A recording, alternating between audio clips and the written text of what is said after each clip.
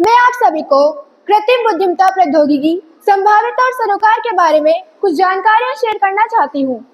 YouTube पे voice command देकर video को सर्च करना हो या चैट जीपीटी से अपने लिए कंटेंट जनरेट करना हो या रील्स देखते हुए एक ही प्रकार का रील्स का आना हो, ये सब एआई का ही कमाल है।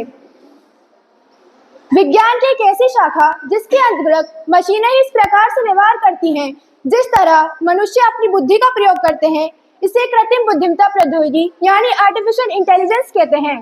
ये हमारी डेली लाइफ की यूज से भी जुड़ चुकी है। जैसे आईफोन का फीचर्स सीरी, जिसे हम हे सीरी कहकर फोन को बिना कुछ करे खोल सकते हैं, और इसके एग्जांपल्स हैं Google assistant and Alexa. E commerce website ने एक प्रोजेक्ट लॉन्च किया है जिसका नाम है इको, जो हमारे को वेदर बता सकता है, हमारे लिए ऑडियो बुक पढ़ सकता है और हमारे किसी भी क्वेश्चन का आंसर दे सकता है। आजकल तो कारें भी बिना ड्राइवर्स के चल रही हैं, जिनमें एआई फीचर्स होते हैं जो चलते चलते डाटा को इकट्ठा करती है, और इसकी झलक हमें गेम्स में भी देखने को मिलती है, जैसे चेस और लूडो, जिसमें हम कंप्यूटर के साथ खेलते हैं, वे एआई फीचर्स ही होते हैं। अब हम जानते हैं कि किस प्रकार कार्य करता है। मशीनों में इंसान की काबिलियत डालना ही एआई कंप्यूटर साइंस की एक फील्ड है, जिसको करने के लिए हमें 4 मेजर प्रोसेसिंग की जरूरत होती है: machine learning, neural network, data processing and algorithm. Machine learning को फाउंडेशन ऑफ एआई कहा जाता है, जिसमें मशीनों से लर्निंग का काम तो हो जाता है, लेकिन इससे काम लायक जानकारी निकालने के लिए प्रोग्राम एंड एल्गोरिदम्स की जरूरत होती है।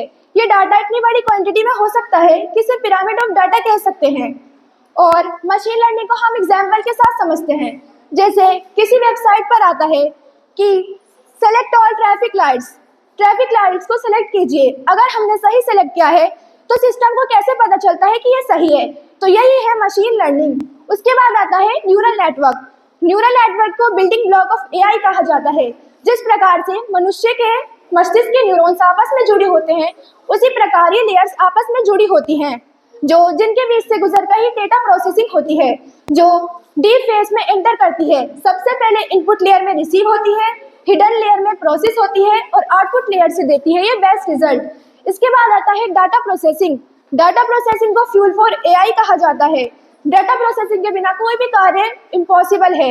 इसमें डाटा की कंसिस्टेंसी बिल्कुल सही रहनी चाहिए, डाटा के फीचर्स मौजूद होने चाहिए, डाटा अप टू डेट भी होना चाहिए। डाटा की एआई सिस्टम को ट्रेनिंग देने के लिए 3 तरह के डाटा होते हैं: structure data, unstructured data and semi structure data. अब हम बात करते हैं एल्गोरिदम्स की।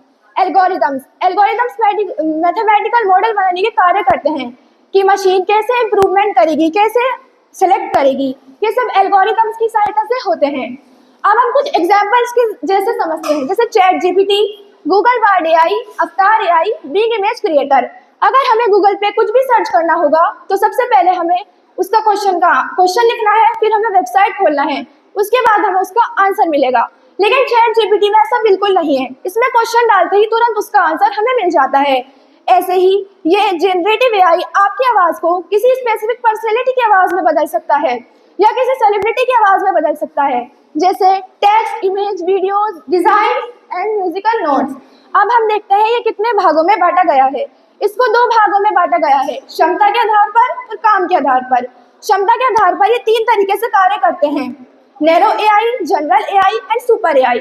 और काम के आधार पर ये 4 तरीके से कार्य करते हैं: reactive machine, limited memory, theory of mind and self awareness. अब इसके कुछ लाभ और हानियां देखते हैं। इसमें लाभ ये है, जो काम मनुष्य बहुत देर में और बहुत सारे लोगों के साथ मिलकर करता है, वे ये मशीन बहुत ही जल्दी और बहुत ही आसान तरीके से कर सकती है। ये जोखिम भरे काम भी कर सकती है, जैसे कोयले को खनन करना, समुद्र की गहराई मापना और ज्वालामुखी में प्रवेश करना। और इसके साथ ही हानियां भी बहुत हैं। अगर सारा काम मशीनें करने लगेंगी तो मनुष्य क्या करेंगे? इससे सबसे ज्यादा रोजगार खत्म होंगे। इसमें लागत बहुत लगती है और इसमें डेटा की भी बहुत जरूरत होती है। और गूगल के सीईओ सुंदर विजय का कहना है, मानवता के फायदे के लिए हमने आग और बिजली का उपयोग करना तो सीख लिया, पर इसके बुरे पहलुओं से उभरना जरूरी है।